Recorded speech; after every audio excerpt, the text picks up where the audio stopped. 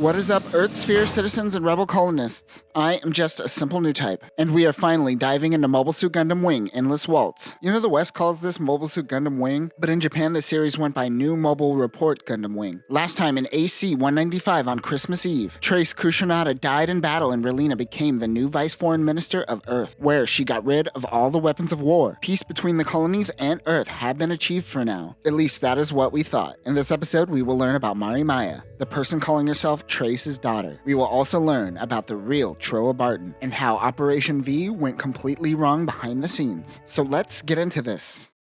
Out in space, Sally Poe finds a piece of neo-titanium. She goes by the call sign Water. Elsewhere, Catra and Duo are storing the Gundams in the disposal block. Now that there is peace, there is no need for the Gundams. They are going to send them into the sun. However, there is only 4. Wu Fei, of course, kept Shenlong. AC 196. A ceremony is being held on MO2 to mark the first anniversary of the war's end. MO2 was the satellite that everyone fled to during the destruction of the Libra during the Eve Wars. Lady Un and Noin are watching over the president giving a speech about maintaining peace. The two are a part of a new top-secret organization known as the Preventers. Their job is to prevent any organization from escalating conflict. What an uncreative name. Neo-titanium seems to be regulated highly. The fact that she found some out in a random sector of space means that someone is using it, most likely to create mobile suits. Out on L3X18999, Relina is meeting with the leaders of the colony. It has been 7 years since the completion of the colony, but they are struggling to bring in more citizens as their economy is all over the place. They need help. Yeah, maybe don't call your colony L3X18999. Rebrand to something like Eternia. Also, Relina is going by her adopted father Dorian's name once again, and is not using the Peacecraft name. As they talk, Relina passes out. They seem to have drugged her tea. Watching the president on television is Dekim and the young Mari Maya. They don't believe that humanity is ready for peace and are ready to teach them how to make it happen. She says that her father gave her Christmas presents that she has to get to the people. They happen to be mobile suits. At the circus, Trowa notices men sneaking around the circus grounds. He goes to take care of them. Damn, Trowa got jacked over the year. He realizes that the men are from the Barton Foundation. He knows that they are still looking for him. We get a flashback to the construction of the heavy arms. Trowa Barton is a part of the construction. No, not that guy. This guy. This is Trowa Barton. Trowa shows a picture of his family to the no-named individual we've been calling Trowa. It is his sister and niece, named Mari Maya. Once the real Trowa takes over Earth with heavy arms, Mari Maya will be the one to rule Earth. The person we have been following is not the real Trowa. It is Christmas, but Hiro is doing research. He has figured out on his own that Trowa has a niece, and the Trowa they know isn't the real Trowa Barton. Duo says that he almost forgot, suggesting that he knew he wasn't the real Trowa this whole time. I wonder when they found out. It was totally when he played the flute. You were off key, Trowa. Also, no one likes the circus. That probably should have been a dead giveaway. He just gets up and says that Relina's been kidnapped. Can one of these kids have an actual conversation? Meanwhile, on Eternia, which is what I am rebranding as L31899999999, Dekim is giving a speech to his newly formed army. Trowa snuck into their ranks and is pretending to be a soldier. Mid-speech, however, Dekim pulls a gun and points it directly at Trowa. He knows who he is. Trowa tries to attack Dekim, but he is protected by Wu Fei. If you are asking why this is happening and what is happening, that feeling doesn't go away. Keep up. Sally contacts Noin, whose call sign is Fire. She figured out that L3X18999 has been using neo-titanium to produce mobile suits for independence, or both.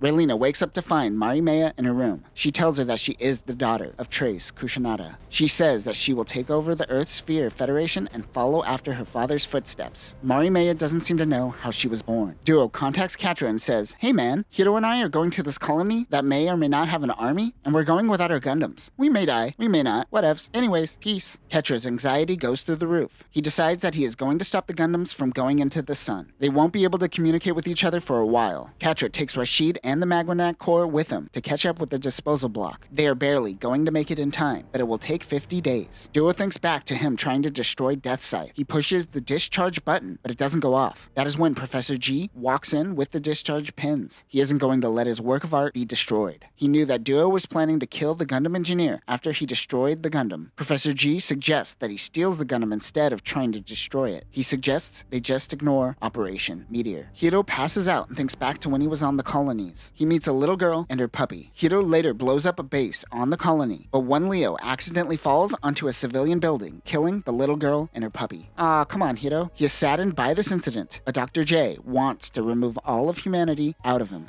It is a distraction. Duo wakes him up from his flashback to Marimea making a broadcast to the world that they are declaring war against the Earth sphere. The president yells at Lady Yoon for not being able to contain this when a man with a familiar voice comes in and wants to join the ranks and go by the call sign Wind. Noin and Sally run into Hiro and Duo. Duo once again goes, "Hey man, we are busting in. We may or may not die. Yeah, cool, peace. Here, I'll just play the clip. I'm not that off." Oh, we'll think of something. That is, if we can get to the colony. Noin and Sally decide to divert attention outside of the colony, while Hiro and Duo bust in. They are turned on, excited that the Gundam pilots are back in action. No, actually I mean turned on. Duo and Hiro burst through the colony's defenses of the Tauruses. Listen to those thruster sound effects.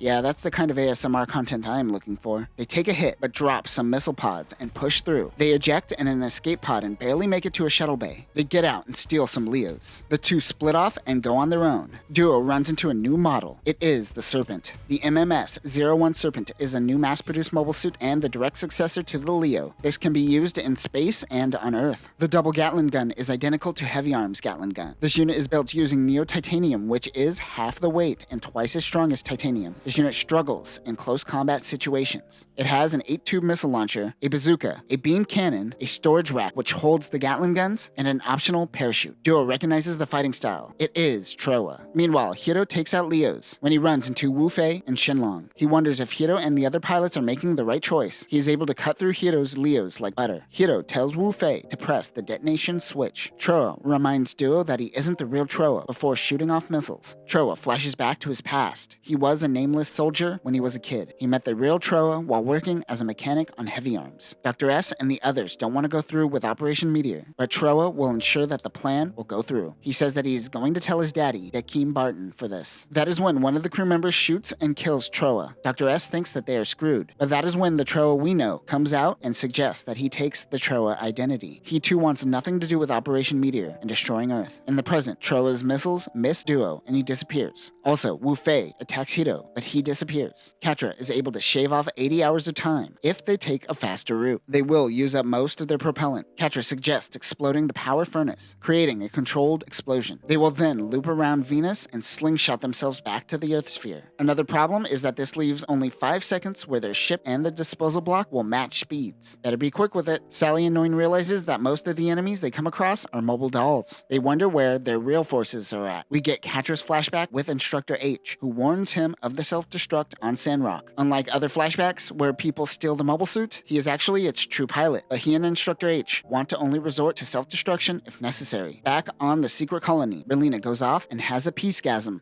I will not allow rude comments from you. Thanks, Marimea. If you didn't stop her, she would just keep going. Hiro is more concerned with the man known as Dekim Barton, more so than Marimea. It seems that they are still trying to make Operation Meteor happen. Catra catches up to the disposal block. They harpoon the ship and Catra quickly rushes over to the block. He barely makes it before the Magwanac core breaks off. He is on his own, and if he fails, he will be vaporized by the sun. At the Earth sphere, Dekim begins his invasion of Earth. They have taken over MO3. That is when he is met with the Tallgeese. It is the Tallgeese 3. The OZ-00MS2B Tallgeese 3 is a new model of the Tallgeese built off of the original Tallgeese and not the Tallgeese 2 piloted by Trace. It retains the same beam saber and shield as the older model, but the shield also has the retractable heat rod built into it. This can slice through mobile suits when extremely hot and is good against mobile suits with anti-beam coating. Other weapons include Vulcan guns and a mega cannon, which rivals the twin buster rifle of Wing Zero. We will see this cannon destroy an asteroid soon. It is Zex Marquise. He says that he is not comfortable with peace. Dekim dares him to destroy the asteroid, but if that happens, they will drop their colony onto Earth. What? X18999. See, it just doesn't roll off the tongue in dramatic moments. Imagine if he said Eternia. This is the reason why the population is so low on the colony. They planned on using it for a colony drop. There's probably nothing they could do as it took so much effort destroying Libra in this universe. Colony drop would be unstoppable. Unable to stop them, Dekim begins his invasion. Marimea tells Relina of the colony drop and her true purpose. Just like the anime, she is going to be a peace puppet for Marimea's new government, spreading her false propaganda of peace. She's back, baby! Peace, peace, peace, peace, peace, peace, peace.